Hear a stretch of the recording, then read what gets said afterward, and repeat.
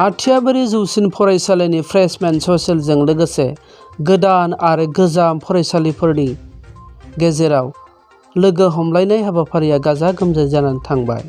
दुलाराय बर' फरायसा आफादा सोलोंथाइ बिथिङाव दावगाहोनो थांखि आरो नोजोरजों खामानि मावनाय लेखा दिनै खोरोमदाव औवारि बिथाङा बाक्सा जिल्ला आथियाबारि जौसिन फरायसालियाव सानसेनि हाबाफारि लानानै गोदानखौ बरायनाय आरो गोजामखौ बिदाय होनाय हाबाफारियाव नुजाथिनानै बे बाथ्राखौ खौरांगिरिनि सिगाङाव फोरमायो। लोगोसे बिथाङा बुंबावोदि दिल्ली बायदि रायजोआव गावारि फसंथाननि फरायसालिफोरनिख्रुइ सोरखारि फरायसालिफोरासो गोबां जौगानाय। दुलाराय बर' फरायसा आफादा बैफोर फरायसालियाव थांनानै नायबिजिर हैनाय जादों होनना बिथाङा फोरमायथिदों। बिनि थाखायनो सोरखारा गोसो होनांगोन आरो खामानि मावनांगोन होननानै बिथाङा आसाम सोरखार आरो BTC सोरखारखौ बुंथिदों। बिनि थाखाय सोरखारखौ एबसुआ जेब्लायबो नारसिनबाय थागोन होननाबो बिथाङा फोरमायथिदों। बे हाबाफारियावनो मेट्रिक आरो जौसिन फरायसालिनि आनजादाव सेथि थाखो स्टार आरो डिस्टिंसन मोननानै आथियाबारि जौसिन फरायसालिनि मानदान्दाखौ गोजौआव जौगाहोनाय फरायसाफोरखौ मान बावनाय हाबाफारि लानाय जायो। अपुर्ब मजुमदार आरो भुपेन बर'नि दैदेननायजों गोदान गोजाम फरायसाफोरखौ लानानै सावरायमानि हाबाफारिखौ जागायो। जौसिन फरायसालिनि गोरायुं रनित सांग्रां रामसियारिया गोदान गोजाम फरायसाफोरनि सिगाङाव गावनि बिबुंथिनि गेजेरजों गासै फरायसाफोरखौ साबायखर बावनानै बाख्नायनायजों लोगोसे बेसेन गोसा बिबुंथि लाखियो। बिनि उनावनो हांख्रायजानाय गोजाम फरायसाफोर आरो आलासिफोरखौ बरायो आरो मान बावो। बेराफारसेथिं फरायसा फरायसुलिफोराबो रिंगु दामसानि दामनायजों मोसानाय आरो रंजानायजों हाबाफारिखौ मेहेरगोनां खालामो। बे हाबाफारियावनो गाहाय आलासि महरै बाहागो लायो बाक्सानि IAS आरो थांखिजानाय आलासि महरै दुलाराय बर' फरायसा आफादनि लेङाइ आफादगिरि खोरोमदाव औवारि, दुलाराय बर' फरायसा आफादनि सुबुं फोनांजाब नेहाथारि सरजित नार्जिनारि, बाक्सा जिल्ला दुलाराय बर' फरायसा आफादनि सोलोंथाइ नेहाथारि नितुल ब्रह्म, हारिमु नेहाथारि दैमालु बसुमतारी, बाक्सा जिल्ला आसुनि लेङाइ आफादगिरि कृष्ण मेधिखौ लाफानानै गोबां ओनसोलनि दैदेनगिरि बिथांमोना बेयाव दिनैनि फ्रेसार ससियेल गेट टुगेदारा 2021 आरो 22नि प्रग्राममोन।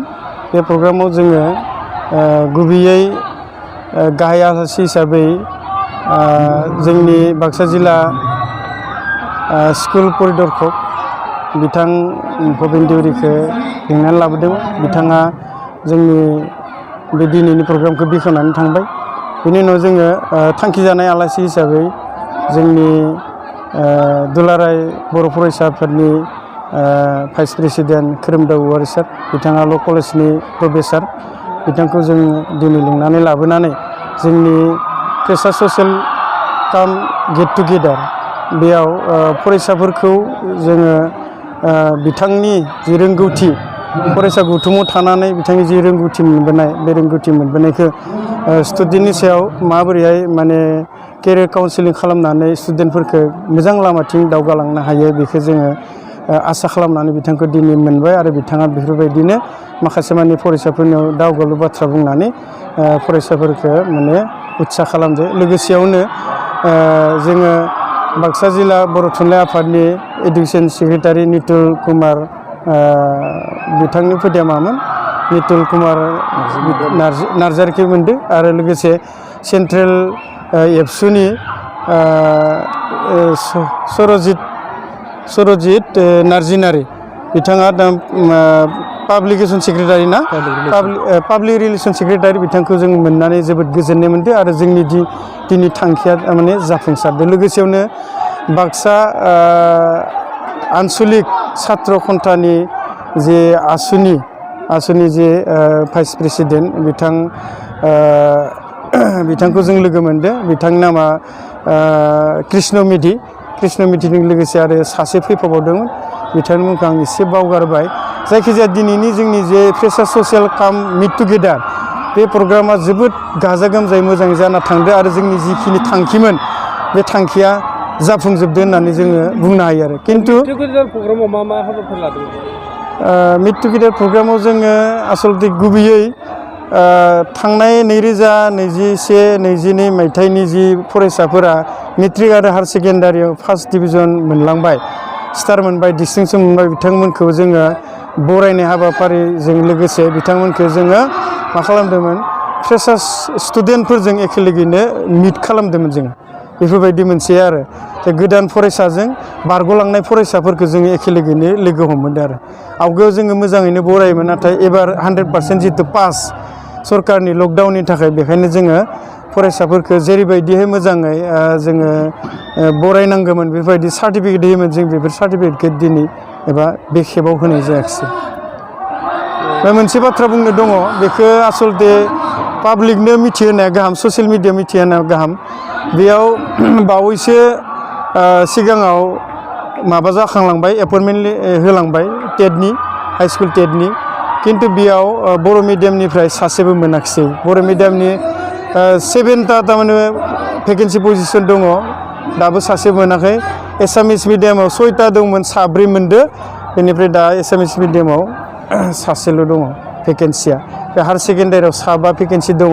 बेनि थाखाय फरायसालि दैदेननायाव ओरैबायदि माने उसुबिदा जायो, जायखिजाया पिरियडसे पिरियडनि उनाव क्लासखौ मेनटेन खालामनो हाया आरो बेखौ दिनै आइएसनि सिगाङावबो खोन्थाबाय, डिरेक्टरनो जों साबमिसन होबाय, आरो फारसेथिं चिफनो जोङो साबमिसन होनो थाखाय जों जोबोद माने साखाफारा जागासिनो दं, बिथांखौ जोङो टाइम मथे लोगो मोननो हायाखै।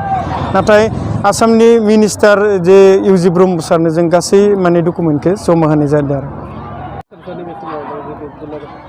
दिनै फरायसाफोरा माबादि फरायनांगौ बे बिथिङाव? दाथ' जि नुबाय, दा आथिखालनि मुगायाथ' माने कम्पिटिसननि मुगा, माने बादायलायनायनि मुगा नालाय, बेयाव इन'भेटिभ सिस्टेमाव थारमाने स्टुडेन्टफोरा फरायनो नाजानांगोन, आरो फरायसाफोरखौ टिचारफोरा मा खालामनांगोन, जे गोदानथारै थारमाने फोरोंनो नाजानांगोन आरो इन'भेटिभ सिस्टेम होनना बुङो।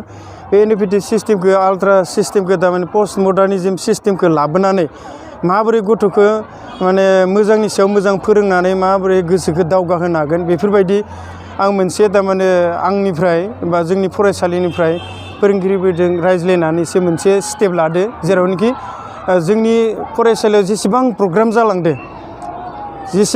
जालांदो बे बोसोरनैनि गेजेराव बे प्रग्रामनि गासै खांनाय माबाफोरखौ जोङो प्रग्रामखौ नैबेबायदि होनाय जादों।